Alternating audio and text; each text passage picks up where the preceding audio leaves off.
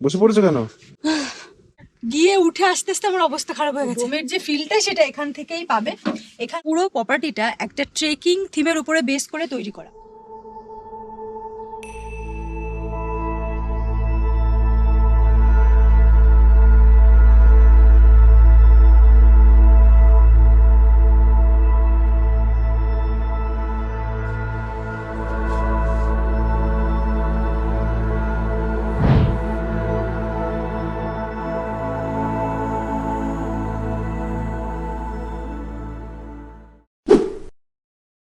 আজ অহলদারাতে আমাদের হচ্ছে 3rd ডে। তো আজকে আমরা অহলদারা থেকে চলে যাব সিনজি। তো সিনজিতে যেতে এখান থেকে মোটামুটি 3 ঘন্টা মতো লাগবে। তো তার জন্য একটু সকাল সকালই আমরা বেরিয়ে যাব। ওই মোটামুটি 8টা থেকে 8:30টার মধ্যে ব্রেকফাস্ট করে আমরা বেরিয়ে যাব। তো আজকে এখন বাজে হচ্ছে প্রায় 7টা, কিন্তু আজকের ওয়েদারটাও খুবই খারাপ, মানে কুয়াশাচ্ছন্ন চারিদিক, কিছুই দেখা যাচ্ছে না, কোনো ভিউ দেখা যাচ্ছে না। ইদানিং ওয়েদারটা এমনই, মানে বেশ কিছুদিন ধরেই এরকমই, মানে ফগি ওয়েদার, আকাশ ক্লিয়ার হচ্ছে না, যার জন্য ভিউ মানে দেখা যাচ্ছে না বেশ কয়েকদিন ধরে, মানে মার্চ মাস থেকে এরকম। আজ এপ্রিলের 4 তারিখ। তো কিছু করার নেই, কিন্তু এই সময়টা কিন্তু মানে আকাশ ক্লিয়ার থাকারই কথা, এবার না থাকলে তো কিছু করার নেই। এখন বাজে প্রায় 9টা আর আমরা ব্রেকফাস্ট করে এখন বেরিয়ে পড়ছি। তো পার্কিং এরিয়াতে যাব, ওখানে গাড়ি দাঁড়িয়ে আছে। অহলধারা থেকে আজ আমরা বেরিয়ে পড়লাম সিনজির উদ্দেশ্যে। অহলধারা মানে আমরা ছিলাম এতদিন শিটংয়ে, আজ আমরা চলেছি সিনজিতে, যেটি রয়েছে কালিম্পংয়ে। মোটামুটি এখান থেকে 50 কিলোমিটার ডিস্টেন্স এবং যেতে আমাদের সময় লাগবে প্রায় 2.5 থেকে 3 ঘন্টা। তাই খুব সকাল সকালই আমরা বেরিয়ে পড়লাম। আমাদের আজকের গন্তব্য সিনজিতেই আজকের রাত আমরা থাকবো এবং কাল আমরা সকালে রওনা দেব দার্জিলিংয়ের উদ্দেশ্যে।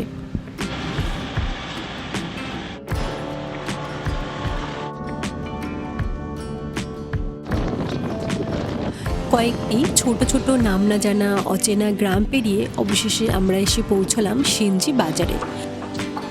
সিনজি বাজার ছাড়িয়ে আরও বেশ কিছু দূর এগিয়ে রয়েছে আজকে সিনজিতে আমাদের হোমস্টে রকি টপ রিট্রিট। আমি এখন দাঁড়িয়ে আছি সিনজিতে। আমরা এইমাত্র সিনজি পৌঁছালাম, এখন বাজে হচ্ছে দুপুর 1টা, আর এই হচ্ছে আমাদের হোমস্টে। তো এই রোডটা থেকে বেশ কিছুটা খাড়া, এই জায়গাটা হেঁটে আর কি ওপরে যেতে হবে, গাড়িও যায় কিন্তু আমরা নেমে গিয়েছি, আমরা নেমে উপরে যাব। তো চলো এখন ওপরে যাওয়া যাক।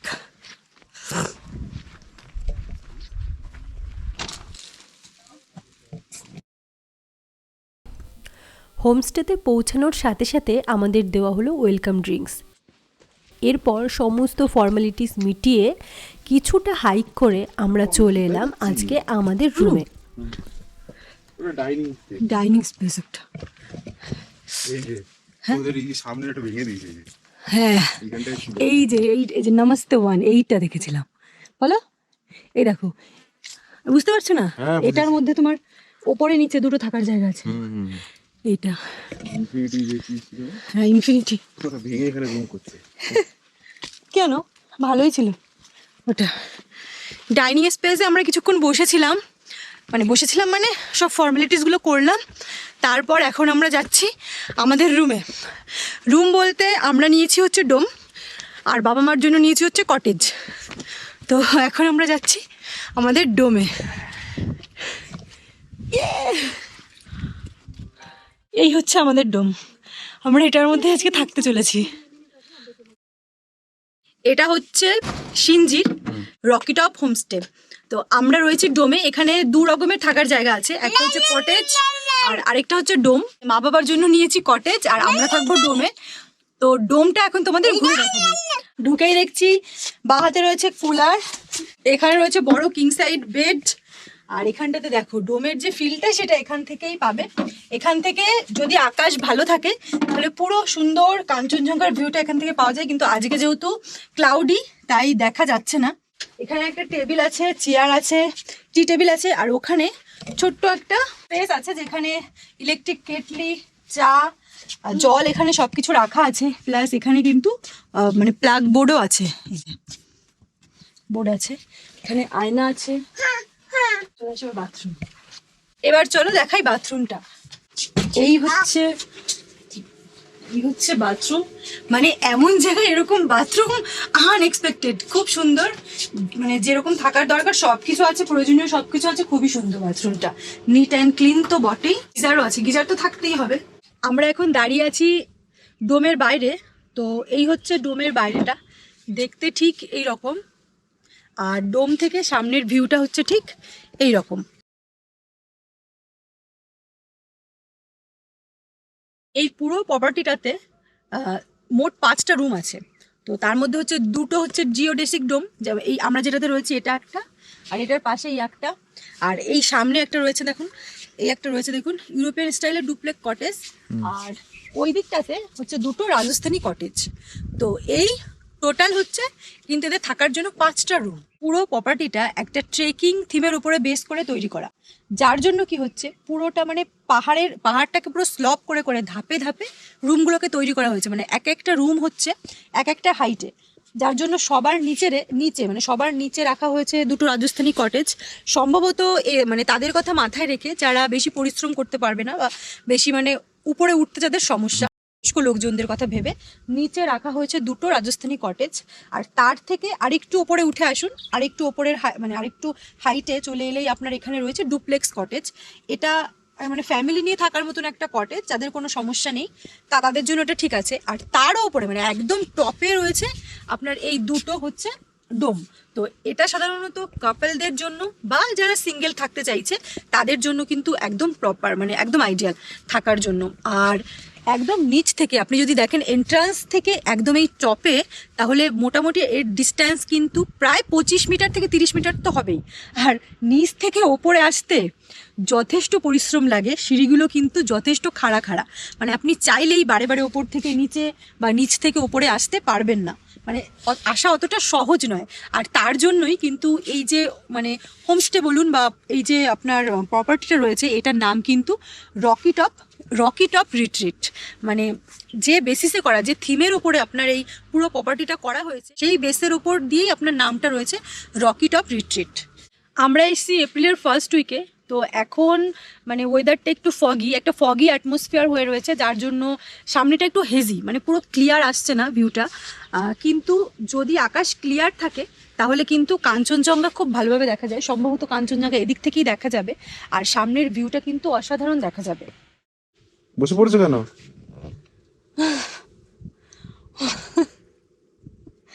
সুমনের জুতো আনতে গেছিলাম, গিয়ে উঠে আস্তে আস্তে আমার অবস্থা খারাপ হয়ে গেছে,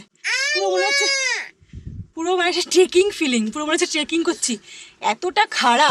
আর মানে ধাপগুলো না, সিঁড়ির ধাপগুলো বিশাল বড় বড়, অনেকটা খাড়া খাড়া সিঁড়ি।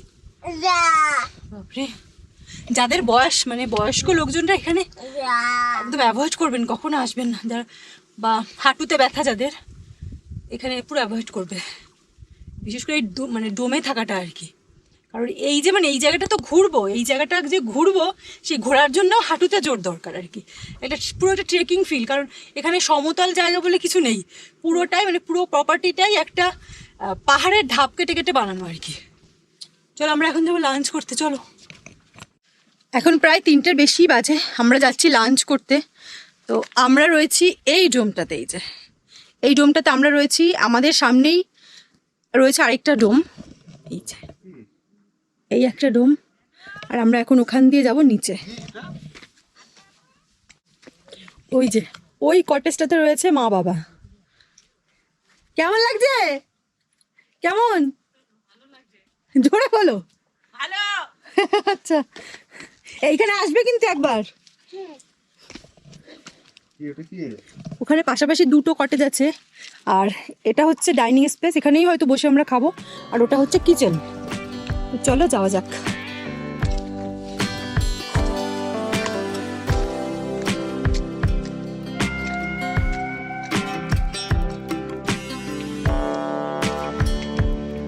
এই কটেজটা এতটা সুন্দর লাগে না, মানে এটা দেখেই ফার্স্ট অ্যাট্রাকশন ছিল এটা আসার।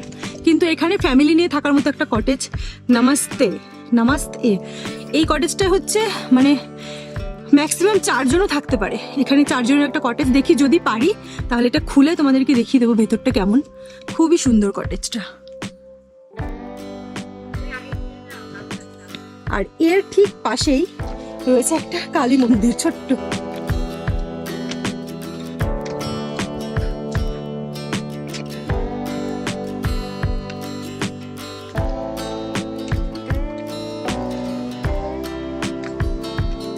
এই জায়গাটায় আগে ইনটেক স্পেস ছিল, কিন্তু এখন সেটা ভেঙে আবার হোমস্টে হচ্ছে এখানে আরেকটা, মানে রুম তৈরি হচ্ছে এই জায়গাটা।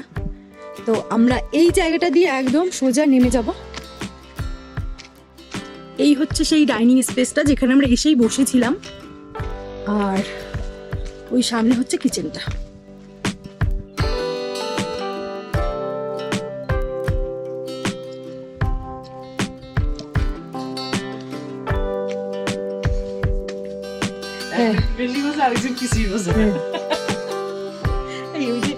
বাথরুম কোথায়? বাথরুম এটা হচ্ছে কটেজ যেখানে বাবা মা রয়েছে।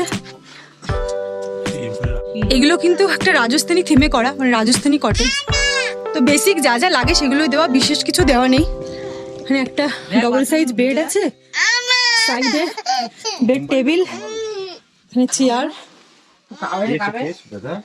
বাবা এখানে ছোট্ট একটা ওয়ার্ড্রোব আছে, ছোট্ট একটা ওয়ার্ড্রোব আছে এখানে। এখানে সে একই ইলেকট্রিক কেটলি, চা জল, আর এই হচ্ছে বাথরুম। একদম বেসিক একটা অ্যাকোমোডেশন, যেটুকু থাকা দরকার। কোমোট, যেটা সব থেকে দরকার, গিজার, সেটাই আছে, ব্যাস আর কিছু চাই না। আর একটু নিট অ্যান্ড ক্লিন হলেই যথেষ্ট। টাওয়াল আছে, আয়না, এখানে একটা ছোট্ট বেসিনও আছে। চিকেন, পাঁপড়,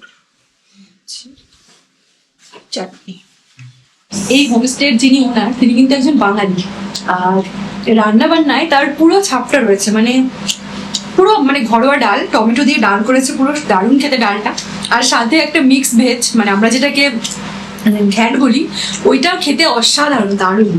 এই যে ঘ্যাটটা, এটা দিয়ে ডাল দিয়ে খেতে না দারুণ লাগছে। আর সাথে বড়াও রেখেছে, ফুলকপি পেঁয়াজের বড়া। চিকেন দিয়ে যে রেসিপিটা করেছে, এটা হচ্ছে মেথি চিকেন। তো মেথি চিকেন আমার পার্সোনালি অতটা ভালো লাগে না, কিন্তু এরকমই হয়, আর খেতে কিন্তু বেশ ভালোই হয়েছে। মানে ওভারঅল খাওয়া দাওয়া কিন্তু বেশ ভালো। সেটা কিন্তু কমপ্লিমেন্টারি নয়। এই যে আমরা যে প্যাকেজে এসেছি, তার সঙ্গে হচ্ছে ব্রেকফাস্ট আর ডিনারটা কমপ্লিমেন্টারি, আর লাঞ্চটা হচ্ছে নিয়ে খেতে হবে। এবার আমরা চিকেন থালি নিয়েছি, তো চিকেন থালি হচ্ছে 350 করে, আর এগ থালি হচ্ছে 250, আর ফিশ থালিটা কত গো? আচ্ছা, ফিশ থালিটা হচ্ছে 300। তো আমরা নিয়েছি 3টে চিকেন থালি 350 করে, আর একটা হচ্ছে ফিশ থালি, মানে 300। কিন্তু ওভারঅল খাওয়া দাওয়া খুবই ভালো। এখন বাজে হচ্ছে 7টা, আর সন্ধেবেলায় আমাদেরকে এই যে গরম গরম চা আর চিকেন পকোড়া দিয়ে গিয়েছিল ডোমের মধ্যেই। কিন্তু আমরা ডোমে বসে খাচ্ছি না, আমরা বাইরে বেরিয়ে এসেছি, কারণ এই সুন্দর দৃশ্যটা দেখতে হবে। কি দারুণ, দেখো হিল ভিউটা, জাস্ট একবার দেখো। একদম পেছনে যেটা দেখা যাচ্ছে ওটা মনে হচ্ছে গ্যাংটক। তো আমরা সেটাই আর কি বলা বলি করছি, মনে হয় ওইটাই গ্যাংটক হবে। তাছাড়া রাতের পাহাড়ের যে ভিউ, মানে রাতের হিল ভিউটা তো সবসময় দেখতে অসাধারণ লাগে, কিন্তু যে ব্লিঙ্ক করা একটা ব্যাপার থাকে না, ওটা দেখতে বেশি ভালো লাগে, যেটা আমরা 2019-এ মুসৌরিতে গিয়ে পেয়েছিলাম। তো ওটা যতটা ডিস্ট্যান্স অনেক বেশি হলে ওটা হয়, তো এখান থেকে গ্যাংটকের ডিস্ট্যান্সটা তো অনেকটাই, তো খানিকটা ওরকম মানে ব্লিঙ্ক করছে আর কি। ক্যামেরায় কিন্তু অতটা আসছে না, আমরা খালি চোখে দেখতে পাচ্ছি, মানে কিছুটা ওরকম ব্লিঙ্ক করছে এরকম। আর লাইটটা হলে দেখা যাবে। তো রাতের খাবারটা তো আমাদের মানে প্যাকেজের মধ্যে ইনক্লুডেড। এটা চিকেন কষা, সাথে দিয়েছে যে ডাল, আলু ভাজা দিয়েছে, পাঁপড় দিয়েছে, আর এই হচ্ছে একটা ডেজার্ট আইটেম দিয়েছে। আর এখন আমরা দুজন যেহেতু খাচ্ছি, তো দুজনের জন্য দিয়েছে হচ্ছে রুটি, ভাত, আর একটা ডিমের অমলেট বলা আছে, যেটা বাবা মা খাবে, ওটা পরে দেবো, ওরা যখন খেতে আসবে তখন।